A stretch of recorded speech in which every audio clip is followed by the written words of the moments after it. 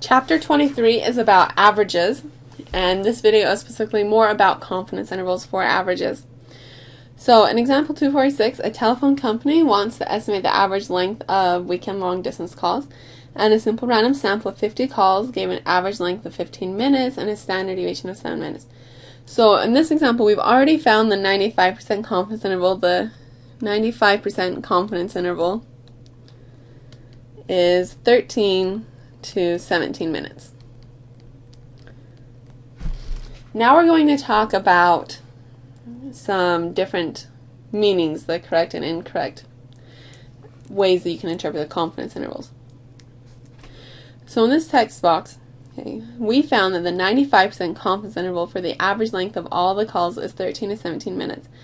Now, we cannot say, notice there is a not. Pay very close attention.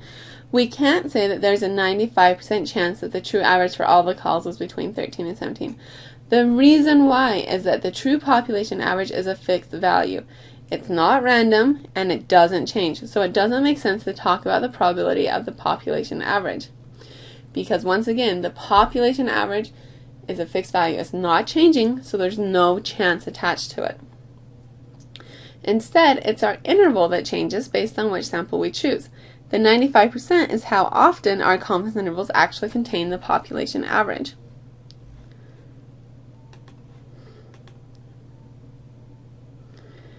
Instead, it's our interval that changes based on which sample we choose. So the 95% is how often our confidence intervals actually contain the population average. So keep that in mind. That's a very common misconception. I guarantee it will be on the test. You need to make sure that you interpret it correctly. Okay, so example 247. Education level is measured for a simple random sample of 400 people. The average is found to be 11.6 with a standard deviation of 4.1.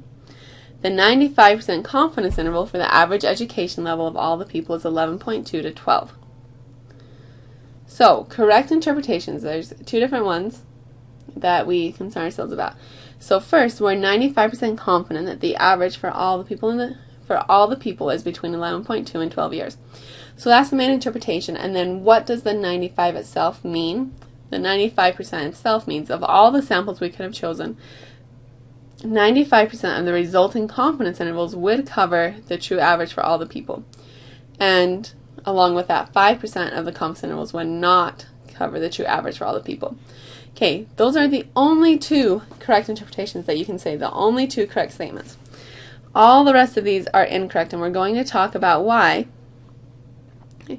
But one of the things that makes it easier is if I give you something on the exam and it doesn't look just like one of these two possible correct statements, you know it's going to be wrong.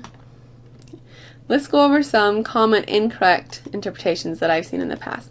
So the first one is that there's a 95% chance that the average for all the people is between 11.2 and 12. So this is what we talked about up above. The average for all the people is fixed. It doesn't change. Okay, even though we don't know what it is fixed and unchanging. That means there is no chance associated with it. Okay, that's why that one is false. Our next one is there's a 95% chance that the average for the people in this sample is between 11.2 and 12. So let's highlight a couple differences here. This was the average, not the highlighter. This was the average for all the people, so the average for all. This one is the average for the sample. Okay.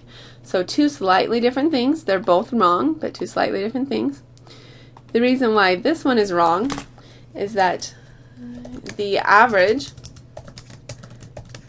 for people in this sample is, just look up above in your problem statement, the average of the people in this sample is 11.6. We know exactly what the average for this sample is. There is no chance.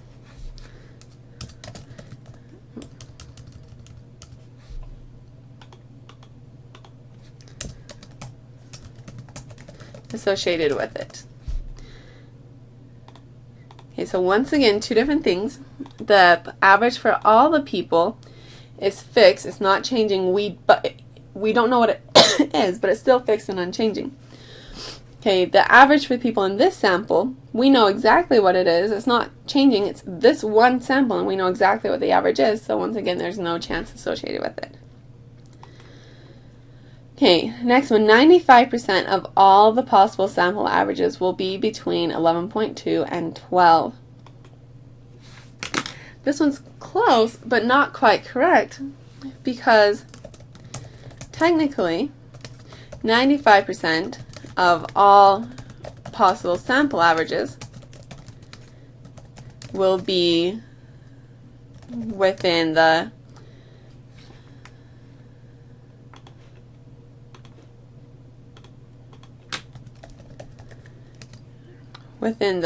population average.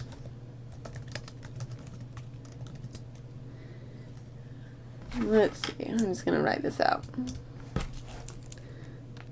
It's going to be within the population average, plus or minus 2 standard errors for the average. So this is something we didn't talk about too much in this class, but it is true. So 95% of all the possible sample averages will be within the population average plus or minus 2 times the standard error for the average. So why was this statement incorrect? So this statement is false because the range 11.2 to 12 is calculated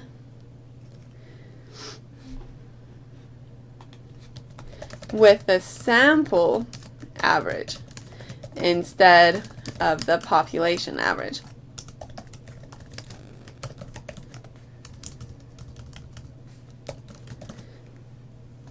So while it's true that 95% of all the possible sample averages will be within 2 standard errors of the population average, it's not true that 95% will be within the sample average plus or minus 2 standard errors. Okay, and our next one says 95% of all the people will have an education level between 11.2 and 12 years. The reason that this one is wrong is that 95% of all the people is referring to the individual people. The confidence interval is only for the population average. It has nothing to do with the individual people. So that's why that one is wrong.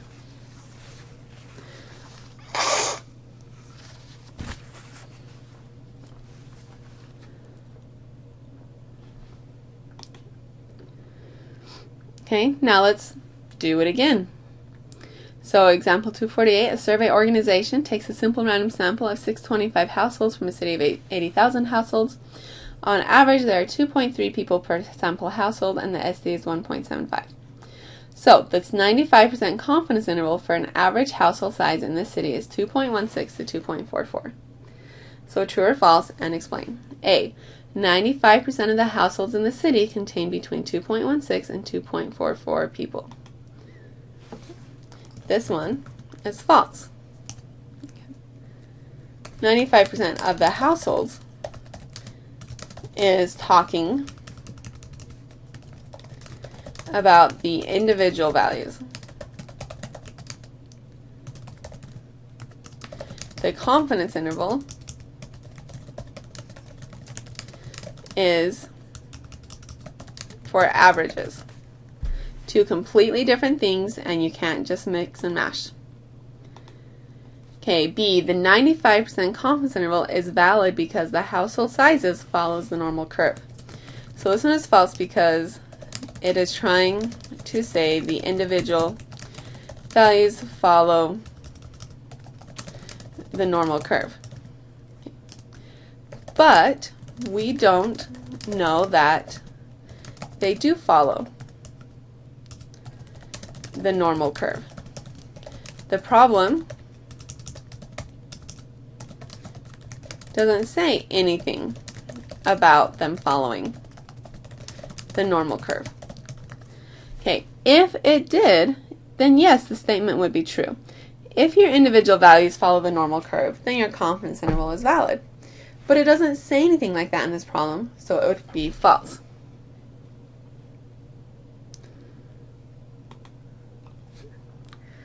For C, the 95% confidence interval is valid because with 625 draws from the box, the probability histogram for the average of the draws follows the normal curve. So this one is true. Okay. So because we have a large sample size of 625, okay, the possible sample averages will follow the normal curve.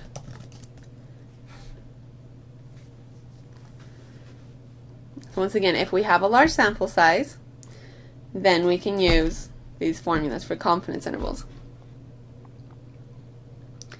Number 2, what does the 95% confidence level mean? So once again, this means that 95% of all the possible confidence intervals we could have found, because remember, every different sample gives a different confidence interval. So that's what we mean by all the possible confidence intervals. So 95% of all the possible confidence intervals we could have found will contain the population average. And 3, is there any way to know if our confidence interval of 2.16 to 2.44 actually covers the true average for the entire city? No. You don't know,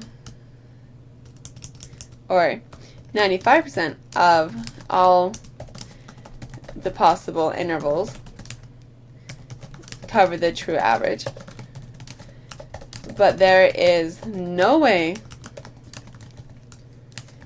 to know if your confidence interval covers the true average. The odds are pretty good, but you don't actually know. So those were some common interpretations, misinterpretations. Now we're going to talk about confidence intervals and margins of error. So the margin of error is the part that we add/subtract for our confidence intervals. So in our last example, we didn't actually find the confidence interval by hand, but if you put all the steps together, it would have been this computation of 2.3 for the sample average plus or minus 2, because it's 95%. And then the standard error, we did the standard deviation over the square of the sample size. Okay. And so the margin of error, once again, is the part that you're adding or subtracting. So in this case, it would be the 2 times 1.75 over square root of 625.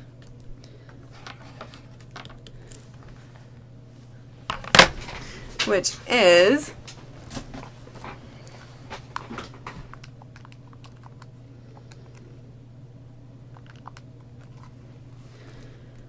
0.14. So the margin of error in that situation was 0.14. So the margin of error is just what you're adding or subtracting. So for real life, polls, when you look at a poll in a newspaper, polls often report the results with a margin of error to let the reader know how accurate the results are likely to be. Because when they take a poll, they don't poll everyone, they just poll a specific sample. And so their sample percentage isn't going to be exactly the same as the entire population percentage. And so to help us compensate for that, they can make confidence intervals. So for this example, on October 1st, 2014, the Marquette poll reported that Governor Scott Walker had 50% of the votes with a margin of error of 4.1 percentage points for the upcoming Wisconsin governor election. So what does this mean? Basically, it means they were just doing a confidence interval. Specifically, it was their sample percentage. Let's write it out here. They had a sample percentage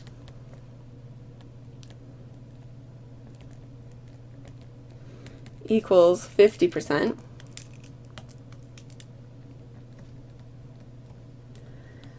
And the margin of error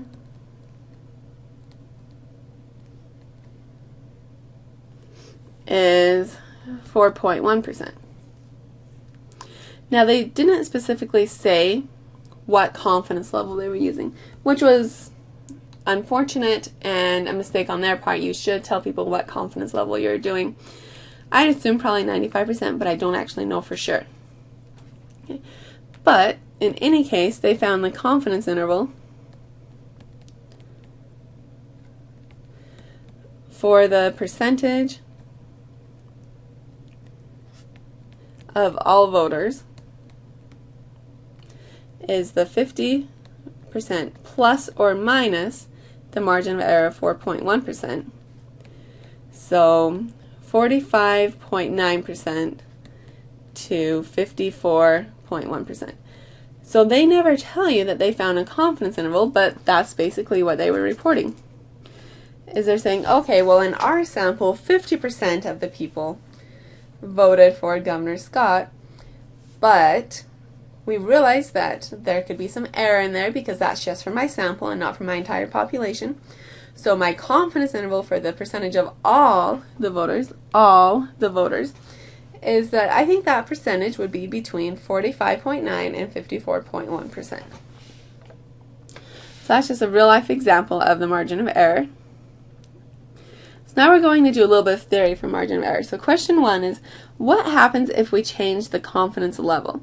So our confidence level means the 90%, 95%, 99%, okay, or maybe a different percentage, but those are the three most common. The confidence level tells us how many of the possible confidence intervals will contain the population parameter. And as a note, so you know, having a higher confidence level is good. So as a gut feeling, how do you think that we could raise the confidence level? Or in other words, how can we be more sure that our interval will contain the population parameter? So to make ourselves more sure that our interval really contains the population parameter, what we could do is we can make the interval wider. If you make the interval wider, then you're more likely to actually contain the population parameter. So this is a nice cartoon for Garfield. So taking a look at tomorrow's weather, the high temperature will be between 40 below zero and 200 above. So they found a confidence interval of -40 to 200. And Garfield says, this guy's never wrong. Well, of course he's never wrong, because that's a huge confidence interval. Obviously the weather is going to be something between -40 and 200 degrees. And so, yes, he might have 100% confidence in his interval, but that's not a very useful interval, right? Because he just made the interval so wide. So in number 2, we had a sample of 100 bank customers, had a mean weighting, mean means average, a mean waiting time of 5.46 minutes and a standard deviation of 2.47. So I found the 90%, 95%, and 99% confidence intervals and graphed them. So look at them, 90%, 95, and 99. So when we increase the confidence level, what happened in the confidence interval? The actual confidence interval itself got wider. So a higher confidence level leads to a wider confidence interval.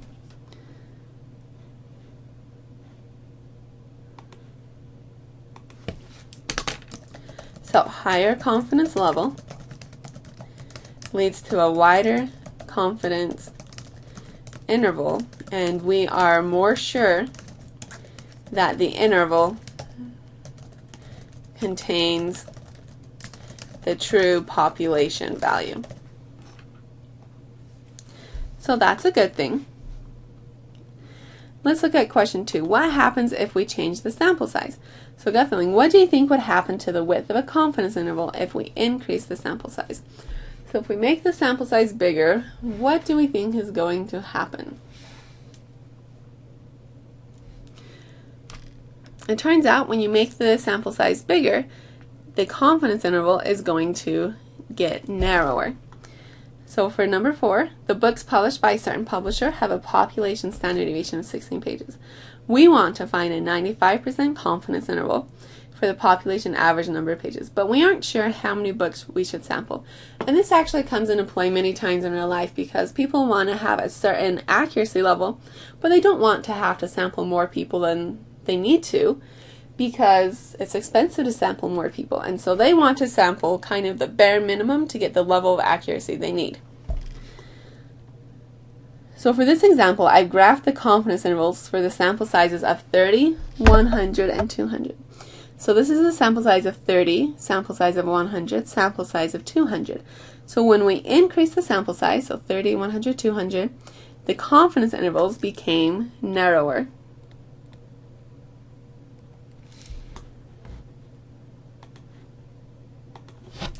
Okay, so bigger sample sizes lead to narrower confidence intervals. This means that the confidence intervals are more precise. As an example of wanting to be more precise, look at this one. So suppose we want to find a confidence interval for the average height of all the NBA players. Would you be happier to get the confidence interval of 78 to 80 inches or the confidence interval of 69 to 89 inches? The true average height in 2013 was 79 inches. So technically, both of those confidence intervals contain the true value. So both confidence intervals contain the true value of 79 inches. But which one is more useful? But the 78 to 80 inches is much more precise and useful than the 69 to 89 inches. Because 78 to 80, okay, that's only a range of like 3. 69 to 89, that's a range of 20 inches. That really doesn't tell me anything useful. It doesn't really narrow it down at all for me. And so we like narrow intervals because they are more precise. But this gives us a slight dilemma because in number 1, or number 2 here, we wrote that higher confidence levels lead to wider confidence intervals because then we're more sure that the interval contains the population value. So we kind of have this dilemma of we like narrow intervals because they are more precise, but we also like high confidence levels because then we're more sure that our answer is in there. So which one do we want to go for? So that's what we're talking about here. So confidence intervals are kind of a balancing act. So the margin of error tells us how precise our results will be. And a narrower margin of error is always more useful because we'll get a better estimate. But at the same time, we want to have a high confidence level so that our interval is more likely to contain the population parameter.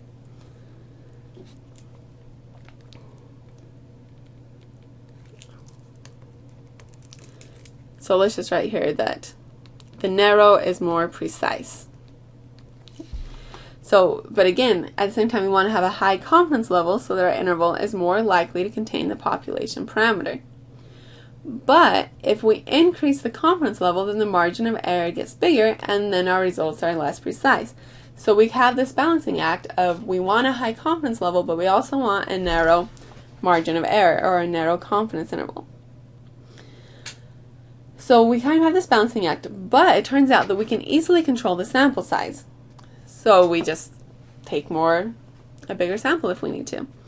So we can increase the sample size to get more precise results and still have a high confidence level.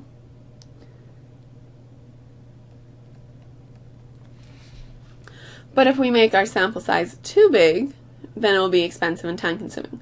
So once again, still a balancing act of if we increase our sample size, we can keep a high confidence level and still get more precise results. But we don't want to make it too big because it's going to be expensive and time consuming. So as our final conclusion, how can we make our confidence intervals narrower and more precise? 3 different options. 1, we can decrease the confidence level. But we don't really like doing this one because then our interval isn't as likely to contain the population parameter. So we can do it, but we don't really like it. So it's slightly sad, possible but slightly sad. 2, we can increase the sample size, and this is the easiest option, but then slightly more expensive sometimes because it costs more to have a bigger sample. Or 3, we can decrease the standard deviation, and we didn't talk a lot about why, so just go with this one. But this is usually out of your control. So for example, if you're interested in the average height of all the students at USU, you can't go around changing their heights so that you can decrease the standard deviation. Okay, not only is that ridiculous, but it would be unethical to chop inches off people's height or try to make them magically grow by putting them on the rack or something.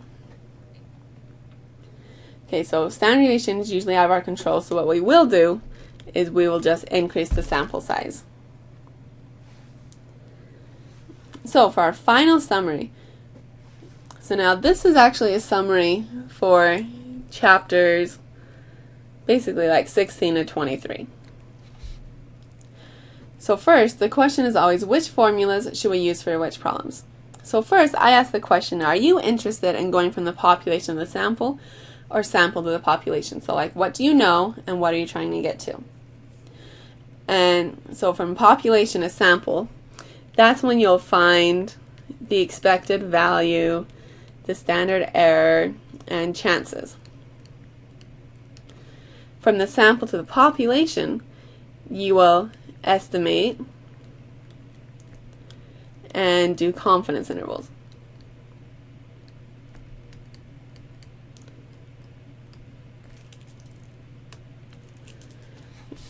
And then number 2, you're going to ask yourself, are we interested in a sum, an average, or a percentage? And sums can be if you're either interested in the total amount or counting something. And remember, if you're finding a count, it's always going to be the sum of a box that only has the numbers zeros and ones.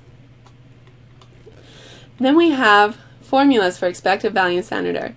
These, for the box models and population information, is the exact same. It's just based on which terminology you want to use. If the problem is given to you in terms of box models, you might want to use these formulas. If it's given to you in terms of a story problem that just has all the population information, I find these formulas with the population information to be easier.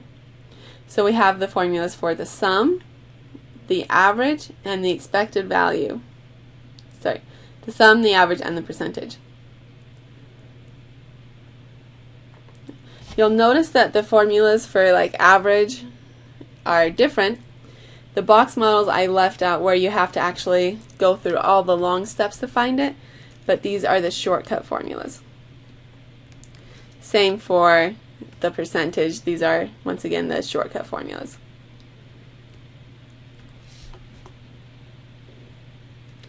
Okay, then formulas for the z-score to find chances. There's 3 different formulas we'll use. Notice that they're all basically exactly the same. It's just what you're interested in. So it's sums or percentages or averages, but it's like sum minus expected value over standard error. Percentage minus expected value over standard error. Average minus expected value over standard error. It's all the exact same formula. It's just what are you interested in. So if you're interested in averages, then use the expected value and standard error for the average. And for confidence intervals, all confidence intervals take this form of an estimate plus or minus the critical point times the standard error. All of them take this form. So for percentages, it simplifies to the estimate, which is your sample percentage plus or minus z star times the standard error for percentages.